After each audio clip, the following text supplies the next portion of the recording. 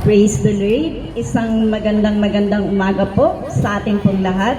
Sa lahat po ng nandirito, sa lahat po ng nanonood ng live, online, at sa lahat po ng mga dumaraan, tayo po muna ay makinig ng salita ng Diyos. Dahil ang sabi nga po ng ating MC, hindi lamang sa tinapay nabubuhay ang tao'y nabubuhay sa bawat salitang namumutawi sa labi ng ating pong Panginoon. Tayo po'y manalangin. Panginoon, maraming salamat po sa mga salita mo na amin pong mapapakinggan sa umagang ito. Ikaw po ang kumilos sa bawat pusong makikinig, sa mga nagdaraan, sa mga nanonood. Ikaw ang Panginoon ang patuloy na kumilos sa aming kalagitnaan as we welcome you, Holy Spirit, to teach us. Bigyan mo kami ng pangunawa sa mga salita mo at balutin mo kami ng banal mong dugo, Panginoong Yesus. Ito po ang aking samot dalangin sa pangalan mo, Panginoong Yesus. Amen. So sa umagang ito, ang salita po ng Diyos ay matatagpuan po natin in the book of Psalm chapter 90 verse 12. Ito po ay isang panalangin na kung saan nais po ng ating Panginoon na maging panalangin ng bawat isa po sa ating naririto at nakikinig o sa mga nagdaraan at nanonood po ng programang ito o ng street preaching sa aming pong FB page. Ang sabi po ng salita ng Diyos, teach us to number our days that we may gain a heart of wisdom. Panalangin po ito ni Moses na kung saan dapat din po na maging panalangin po ng bawat isa po sa atin. Sabi po niya na ipaunawa niyo sa amin na ang buhay namin ay maigsi lamang upang matuto kaming mamuhay ng may karunungan. Napakaganda po ng panalangin ito na dapat ang bawat isa po sa atin tuwing umaga sa pagising natin, ito po yung ating dalangin sa Panginoon na ipaunawa niya sa atin na ang buhay ay maigsi lamang upang tayo po ay matutong mabuhay ng may karunungang nagmumula sa Panginoon. Bakit po kailangan na ito po yung ating maging panalangin sa araw-araw, mga kababayan, mga kaibigan, mga nandirito? Dahil ang buhay po ng tao ay maigsi lamang. Ang sabi po ng salita ng Diyos in the book of Job, chapter 4, verse 20, na ang tao ay maaaring buhay pa sa umaga, ngunit kinagabi ay patay na at di na makikita magpakailanman. Maaaring ikaw ay buhay pa ngayong umaga pero hindi mo alam, kinagabihan ay kinuha na ang hiram na buhay na nagmumula sa Panginoon. Kaya naman, maaaring ikaw ay malakas, pero hindi mo alam bukas pala wala ka ng buhay. Napakaigsi po ng buhay ng tao. Sabi ng salita ng Diyos, ang lifespan ng isang tao ay umaabot lamang sa 70 or 80. At kung may kalakasan ka pa, isa pong pagpapalang nagmumula sa Panginoon kung ikaw po ay may kalusugan at kung ikaw ay mayroon pang kalakasan para kumita ng pera para ikaw ay makapagtrabaho bilang OFW. Marami na po sa ating mga kababayan dito sa Hong Kong na kung saan ay marami pong may karamdaman, marami pong nakaratay sa ospital. Kaya naman, isipin mo kaibigan, isipin mo kababayan na kung hindi ka mananalangin sa Panginoon na ipaunawa sa iyo o ipaunawa sa atin na ang buhay ay maigsi lamang, ano ang mangyayari kung ito na pala yung huling araw mo? Ang sabi po in Psalm chapter 39 verse 5 na kay ikli ng buhay na ibinigay nyo sa aking katumbas lang ng isang saglit para sa inyo, ito'y parang hangin lang na dumaraan. Para po sa atin, every time na nagdiriwang tayo ng ating birthday, we are celebrating, rejoicing. Dahil tayo ay magbe-birthday na naman, we plan for everything. We plan for celebration dahil birthday mo. Pero hindi mo namamalaya na paigsi ng paigsi ang buhay na ipinagkaloob sa iyo ng Panginoon. Huwag mong sabihin na ikaw ay nasa 30 pa lang ako, o nasa 40s pa lang ako, o nasa 20s pa lang ako. Wala pong pinipili ang Panginoon. Sabi po dito, ipinapaalala sa atin na ang araw natin ay parang hangin lamang. Ang isang araw po sa Panginoon ay 1,000 sa ating mga tao. Huwag po nating may isipin na mayroon pa tayong unlimited time para makapagtrabaho dito sa Hong Kong. Even dito sa Hong Kong, limited po yung time natin. As long as na may visa tayo, pwede tayong mag-remain, di po ba? How much more itong buhay na ipinagkatiwala sa atin ng Panginoon. Huwag mong isiping may unlimited time ka para sa trabaho mo, para sa pamilya mo, para sa mga kaibigan mo, o para makapagpahinga ka. Saka na lang si Lord. Amen? Huwag nating ibigay sa mundong ito na halos ang ating pong oras. Magkaroon po nawa tayo ng oras para makinig ng salita ng Diyos, para magsilbi sa Panginoon dahil maigsi lamang po ang buhay. Kaya po ipinapaalala sa atin ng Panginoon ang panalangin ito, mga kababayan. Pangalawa po, bakit po na dapat nating gawing panalangin sa araw-araw na tulungan tayo ng Panginoong i-number ang ating pong mga oras, ang ating pong mga araw, dahil ang kinabukasan ay hindi mo kontrolado. Hindi po natin hawak ang bukas. Wala pong nakakaalam kung anong mangyayari bukas. Ang alam mo lang ay ngayon at this moment. Buhay ka, kaibigan, buhay ka, kababayan. Ang sabi po ng salita ng Diyos in Proverbs chapter 27 verse 1, huwag mong ipagyabang ang gagawin mo bukas sapagkat hindi mo alam kung ano ang mangyayari sa araw na yun. Hindi po natin alam kung ano ang mangyayari kinabukasan. Wala po tayong katiyakan dahil ang Diyos lamang po, mga kababayan, mga kaibigan, ang may hawak ng buhay na mayroon po tayo. Huwag po tayong maging isang hangal na kagaya po ng sinabi ng salita ng Diyos sa isang talinghaga na kung saan pinagpala po siya ng Panginoon, nagkaroon po siya ng maraming ani, at nang siya po ay pagpalain ng Panginoon, wala po siyang inisip kundi para sa sarili lamang. Pero ano po ang sabi ng salita ng Diyos in the book of Luke chapter 12 verses 20, ngunit sinabi sa kanya ng Diyos, hangal, ngayong gabi ay babawiin ko sa iyo ang buhay mo. Kanino ngayon mapupunta ang lahat ng inipon mo para sa iyong sarili? Mga kababayan, mga kaibigan, ating pong unawain ang panalangin ito na kung saan ipinapaunawa po sa atin na bigyan po natin ng halaga ang buhay na mayroon po tayo sa araw na ito. Hindi po masama ang magplano para sa kinabukasan, ngunit kinakailangan na sa bawat plano mo, kaibigan, kababayan, ay kasama mo ang Panginoon. Nakakalungkot po na napakaraming sa atin na binigyan ng biyayang makapagtrabaho dito sa Hong Kong. Pero nang dumating po tayo dito sa Hong Kong, ni minsan di po natin maalala na magsilbi sa Panginoon, na unahin ang Panginoon. Huwag mong sabihin na may religion ka. Religion cannot save you, kaibigan. Religion cannot save you, kundi yung po lamang relasyon mo sa Panginoon ang bibigay sa iyo ng kaligtasan na hinahanap mo. Pangatlo po, kung bakit po napakahalaga na ito ang ating maging panalangin, because ang buhay po natin ay para sa Diyos lamang.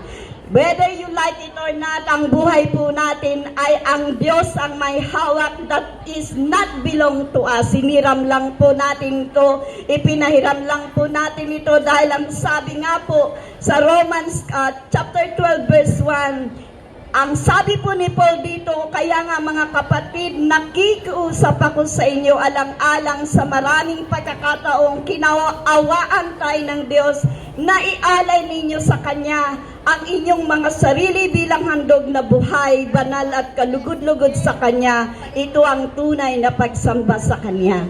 Kung hindi mo ipagkakatiwala sa Panginoon ang buhay na mayroon ka, kung hindi mo magiging panalangin sa araw-araw that Lord, teach me to number our days. Teach us to number our days. Kahit anong gawin mo, ang buhay mo ay hindi mo hawak. Kung ikaw ay kay Kristo na, o may relationship ka na sa Kanya, bilang isang mananampalataya o bilang isang Kristiyano na inaangkin mong Kristiyano ka, dapat ang center of your life ay si Kristo, hindi ang sarili mo. Pero nakakalungkot mga kaibigan, nakakalungkot mga kababayan, lahat po tayo, walang sino man sa atin, na minsan napapabayaan po natin na bigyan ng panahon ang ating pong Panginoong Jesus. Pag-araw ng ating day off, may iba't iba tayong plano, hindi kasama si Kristo. Kaya naman sa umagang ito, ipinapaalala po sa atin ng ating Panginoon na huwag po nating sayangin ang buhay na ipinagkatiwala po sa atin. In the book of Ephesians chapter 5 verse 16 to 17, sinasabi po dito na kaya mag-ingat kayo kung paano mamuhay. Huwag kayong mamuhay tulad ng mga mangmang, kundi tulad ng marurunong. Samantalahin ninyo ang lahat ng pagkakataon sa paggawa ng mabuti dahil marami ang gumagawa ng kasamaan sa panahong ito. Kaya huwag kayong kumilos ng hindi nag-iisip, kundi unawain ninyo kung ano ang kalooban ng Panginoon.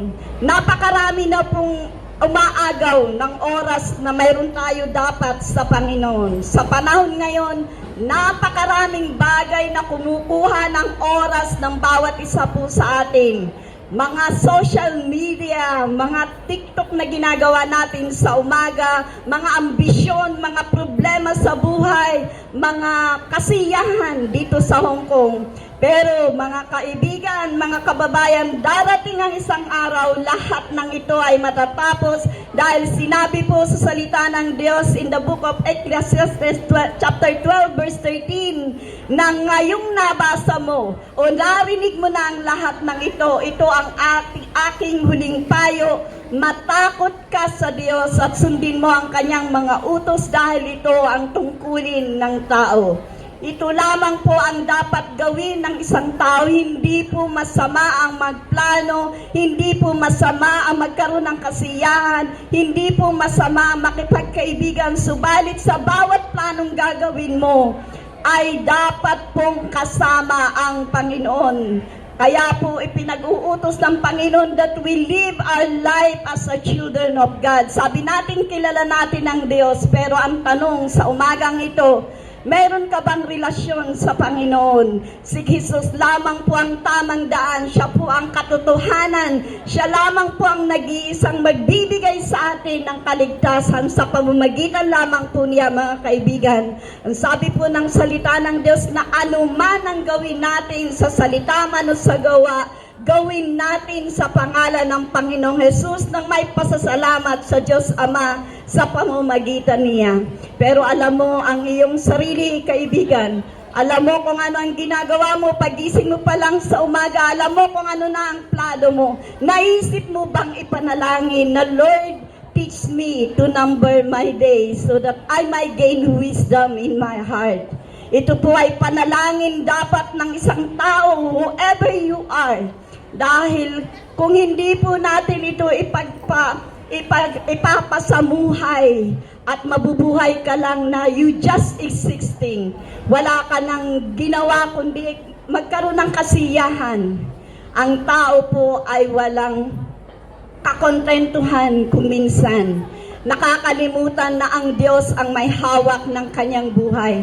Ang nais po ng Diyos ay makita sa paraan ng ating pamumuhay na tayo ngay talagang mga anak niya. Mapa sa bahay man, mapa sa trabaho, sa pakitungo sa ibang tao, maging sa iyong mga social media, may mga nakakakita o hindi nakakakita. Ang buhay mo kung talagang anak ka ng Diyos at inaangkin mo na isa kang Kristiyano, dapat nakikita sa buhay mo kung sino si Kristo na pinaglilingkuran mo. In Matthew chapter 5 verse 16, ang sabi po dyan, in the same way, let your light shine before others that they may see your good deeds and glorify your Father in heaven. Hindi sapat na sabihin Kristiyano ako. Hindi sapat na ako'y may relihiyon. Hindi sapat na ikaw ay gumagawa ng mabuti. Ang nais po ng Panginoon sa araw-araw, pagising mo ng umaga, ang panalangin ng bawat isa po sa atin is, Lord, teach us to numbers our days. Maigsi lamang ang buhay, mga kaibigan, mga kababayan. Hindi natin hawak o kontrolado ang kinabukasan. Hindi mo alam kung kailan kukunin ng Diyos ang buhay na ipinahiram sa iyo. Huwag mong sayangin ang buhay mo sa mundong ating ginagalawan. Bagkus magkaroon po tayo nawa ng kaisipan ng mabuhay o mamuhay sa pamamagitan ng ating pong Panginoong Hesus habang tayo po ay may time pa, habang tayo po ay may panahon pa, habang tayo po ay may kalakasan pa. Mga kaibigan, ang sabi ng ating ng salita ng Diyos in 2 Corinthians chapter 5 verse 15 na namatay si Jesus, namatay siya para sa lahat ng nabubuhay ngayon at hindi na mabubuhay para sa sarili, kundi para sa Kanya na namatay at nabuhay para sa kanila. Kung ang iyong nga pong relihiyon ay nagsasabing ikaw ay ligtas na, hindi po sapat iyon. Ang nais po ng Panginoon is to number our days so that we may know na ang buhay ay maigsi lamang at alam natin na hawak ito ng Panginoon. Ang tanong ko sa umagang ito, sa ating pong lahat na naririto, sa mga nagdaraan, sa mga nanonood, alam mo na ba kung saan ka pupunta? Dalawa lang po ang pupuntahan ng tao, sa impyerno at sa langit na inaasam-asam ng bawat isa po sa atin. Sa panahon ngayon, kung ito na ang huling araw mo, masasabi mo ba na ikaw ay may relasyon kay Kristo? Masasabi mo ba na sa buong buhay mo ay pinaglingkuran mo siya? Masasabi mo ba na sa araw-araw ang panalangin mo is, Lord, teach me to number my days? Dahil kung ito po ay magiging panalangin mo araw-araw, ang bawat gagawin mo, ang bawat sasabihin mo, ang pamumuhay na mayroon ka ay para kay Kristo. Mga kapatid, kung ikaw man ay isa ng Kristiyano o wala pang relasyon kay Kristo, sa mga oras na ito, sinasabi po ng kanyang salita na lumapit tayo kay Jesus. Ipagkatiwala po natin ang ating mga sarili. Isurrender po natin ang ating buhay sa Panginoon. Ayusin po natin ang ating pong relationship sa Panginoon dahil naniniwala po ako na kung maayos ang relasyon natin sa Panginoon, anumang broken relationship na meron ka, maging sa pamilya mo, sa ibang tao, sa asawa mo, sa anak mo, sa pamilya mo, unti-unti pong babaguhin ng Panginoon at aayusin. At ang sabi nga kanina sa isang awitin, kailan ka pa magsisilbi sa Kanya? Serve God while you still have strength. Serve God while you still have time. Ano man ang iyong ginagawa dito po sa Hong Kong, inaanyayahan kita na ipagkatiwala mo sa Panginoon upang tayo po ay mabuhay ng ang ating pong puso't isipan is eternity in our life. Ang Panginoon po ay kumakatok sa pintuan ng iyong puso at sinasabing kung nangangailangan ka ng kaligtasan, nangangailangan ka ng panalangin, nangangailangan ka ng kagalingan, hindi mo alam kung anong relationship meron ka kay Kristo. Now is the time for your salvation, kaibigan. Now is the time for you to surrender everything, so your life to God. Fix your relationship with Him. Serve Him while you still have time. Dahil kung tatanungin kita sa oras na ito, kung ito na ang huling araw ng buhay mo, ano ang may pagmamalaki mo sa Panginoon pagharap mo sa Kanya? Kaibigan, wag mong sayangin ang panahon, ang pagkakataon na tinatawag ka ng Diyos na mag-isurrender mo yung buhay mo. Huwag mong hayaan na ikaw ay just existing o nabubuhay pagising mo. Be this one a prayer na, Lord, teach me to number my days. Mga kaibigan, huwag po kayong mag-atubili. Ang sabi ng salita ng Diyos, kung hindi mo ako ikakahiya, hindi rin kita ikakahiya. Kaya naman sa ating mga kababayan, kung nangangailangan ka ng panalangin, kung ikaw ay may nararamdaman, kung ikaw ay nalulungkot, anumang problema mayroon ka, si Jesus lang ang kasagutan. Maraming salamat sa mga kapatid na ito at nais ko po na tayo pong lahat nawa. Mula po sa oras na ito, maging panalangin nawa ng bawat isa sa atin ang ating pong narinig sa umagang ito. That Lord, teach us to numbers our days. Huwag po tayong magalak dahil magbe-birthday na po tayo o mag-celebrate tayo ng birthday natin. Dahil taon-taon umiiksi po ang buhay ng bawat isa po sa atin. At sa pagkakataong ito, pinilit ko po kayo ng isang panalangin. Arihin ninyong panalangin ninyo bago kayo po ay ipag-pray ng mga nasa likod ninyo para sa mga specific ninyong pangangailangan. Dahil ang sabi ng salita ng Diyos, kung ako'y hindi mo ikahihiya, hindi rin kita ikahihiya. Kaya itaas natin ang ating mga kamay. Sundan ninyo ako sa panalangin ito. Huwag mong isipin na ikaw ay nasa kalye. Ang isipin mo, Lord, teach me to number this day. So, ang sabihin natin, salamat Panginoon sa umagang ito na narinig ko ang iyong mga salita. Lord, teach me to numbers my day. Inaamin ko, Panginoon, na ako'y nagkasala sa isip, sa salita, at sa gawa. At sa mga oras na ito, humihingi ako ng kapatawaran. At tinatanggap kita, Panginoon, bilang aking Diyos na tagapagligtas. Salamat sa kapatawaran. Salamat sa banal mong dugo na nag-alis ng aking mga kasalanan, naglinis sa aking mga karumihan, bumabalot sa akin mula ulo hanggang